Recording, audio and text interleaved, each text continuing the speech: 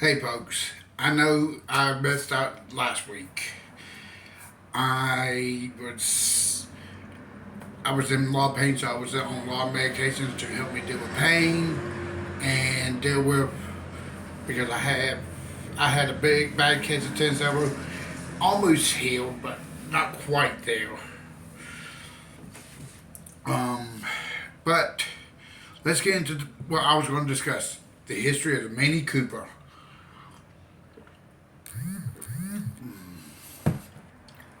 The Mini Cooper was built in the late 50s, early 60s as a yeah as a from by a guy named Charles Cooper to create a racing legend, a icon, a very simple city car as well. Yes, when you think Mini Cooper, you think the one that isn't you see everywhere. That looks like kind of crazy. The original Mini Cooper that was that is actually a remnant of is actually what they call a BMW Mini Cooper. There was three companies that built the Mini Coopers over the years. The actual Cooper family with BMC, which is British Motor Corporation. Then you had Austin Healey building Coopers for a little while. The same ones who built the black taxis that you see in Europe. They also built the Sprite and several other cars. But that still, the one, if you go and look at like the most famous Mini Cooper movie collection with a bunch of Mini Coopers, will be the Italian Job. Yes, I love that movie through and through. I want the one that um, Stella drives in the very beginning. That is actually a 1968 Austin Healey Mini Cooper. It's very simple. It was a front engine, front transmission, front wheel drive car. Because it was designed that way for one, good proportions, two, gave as much room as they could give you in the actual cabin of the car. And three, it's set up with the right weight distribution with the fuel tank at max fuel for rallying. Yes, it was one of the great rally cars back in the 60s and early 70s.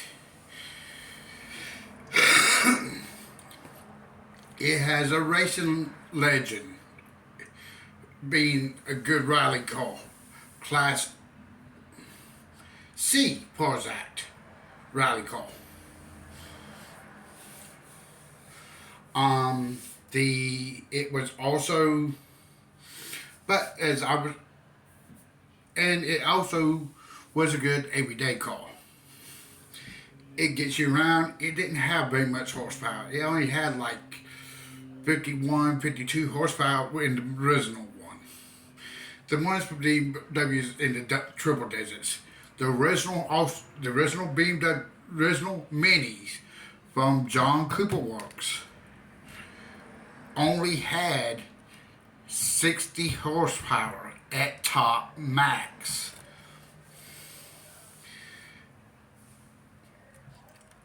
John Cooper was the son of Charles Cooper, the original builder of the Mini Cooper. That's why you have the JCW Coopers nowadays. It was like, and I know I'm flowing kind of quick, but kind of free flowing. I'm doing a lot of this off of my memory. from the 1960 from 1950 late 58, 56, 9, early 59 through 67, 68, somewhere along there. BMC, which is also John Cooper's company, built the minis. Austin Healey bought the whole kit and caboodle from him and BMC to produce it from the late 1960 to from 1967 to early 1968 on until the mid 90s. So you still get a lot. You can still have the same traditional Mini, yeah, with some fewer upgrades like Pure Injection when it came out, on a more easily doable base. And other than that, they were the same basic small engine, low horsepower, lightweight city car. Then in the late 90s, early 2000s, when Austin Healey quit producing a lot of cars, BMW went and they were starting to go under. BMW bought the Mini division and revamped it to what you see nowadays, which is from the early 2000s all the way up until now. BMW based all those Minis off of what now we call the 1 Series cars in Europe. But they produced them for also America. And me, I almost bought one of the newer Minis. I'm glad I didn't in a way, but I wish I did. Because I loved it. Because I like small city cars. Even though I'm a big dude. They have plenty of room. The original Austin Healey Minis and the original Mini all have big room for what a small car is. The original one was 4-seater, 1 bench seat in the back, 2 actual seats up front, like 2 bucket seats. Very simple layout. Radio, and then the steering, instead of being on the left side like most American cars, they would have been on the right side like most Britain cars. You can still get a lot of you can still get the actual manufacturer style stamp body parts from Europe for Minis. I did find that out watching one of my favorite shows, or one of my shows that I like watching on Speed TV, which was Gremlin's Garage or Goblin's Garage. Yeah. They showed where they redid a Mini. I'm the guy that I actually would say those Minis have a history of good riding. Small rims, small tires. That's the only downfall about owning one of the older Minis. No Minis, heck, you can get them normal. They're normally 16s from the factory, where the original Minis were 12s and 13s. On the big side, 13, small side, 12. But they were good competition for like the Japanese K trucks and K cars, to be honest.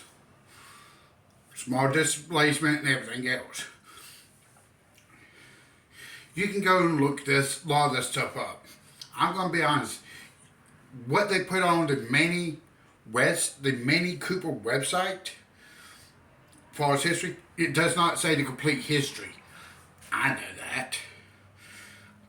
Anybody who is a Mini Cooper fanatic like I was will know that is not true. Oh, that's not there yet. That's not nowhere near complete a history. They don't want to.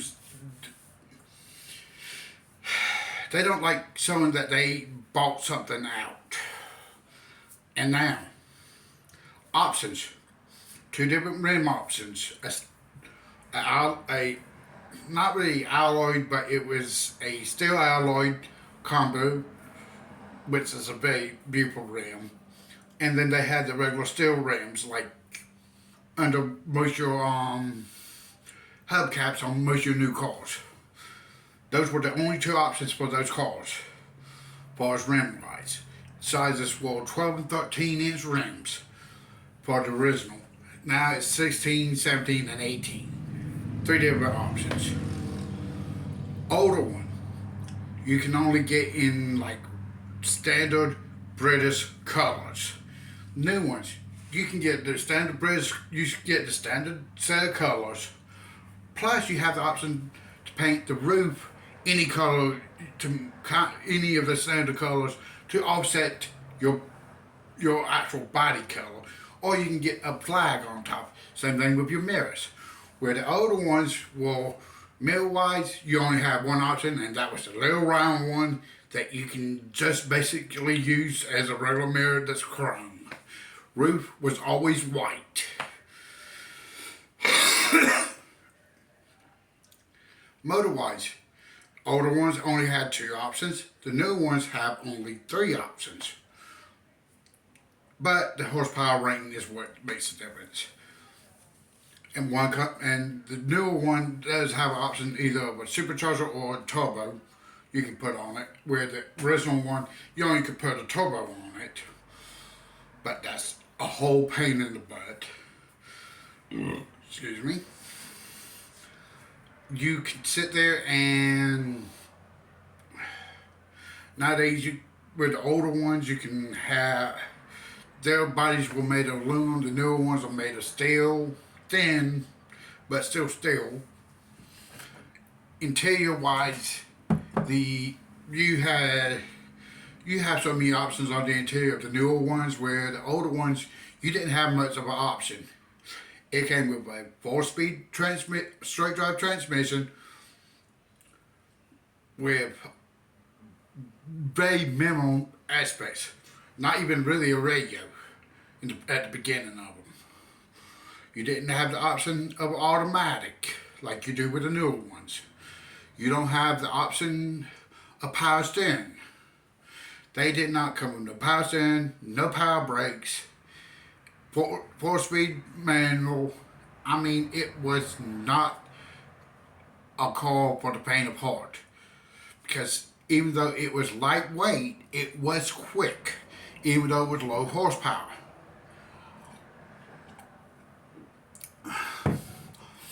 If you actually built that same basic car in today's time, with today's horsepower ratings and stuff, it'd be 145 horsepower car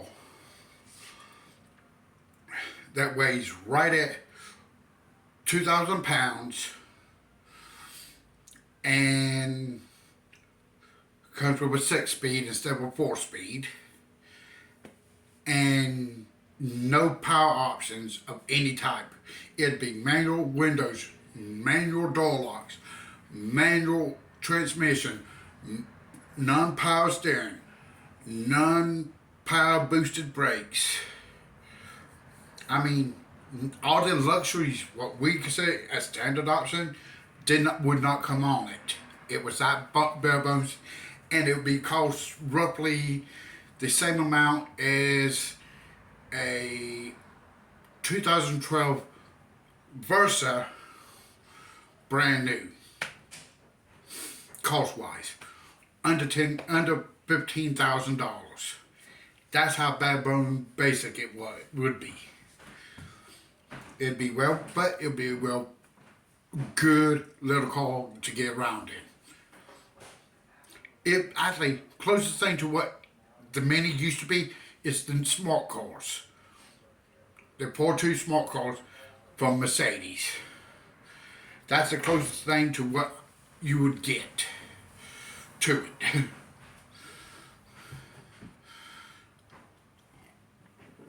Power to weight ratio included. So yeah,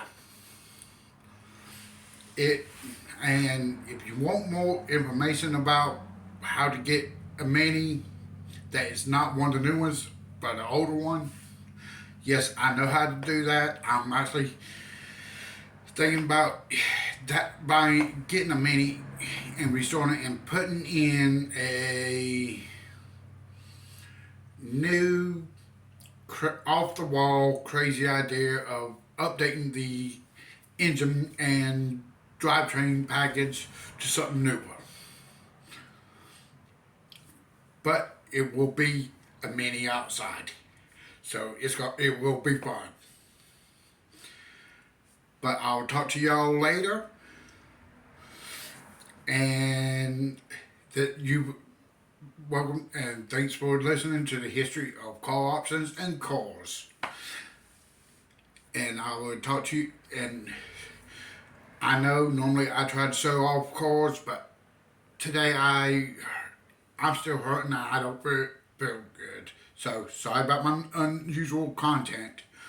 But I'll talk to y'all later. Bye.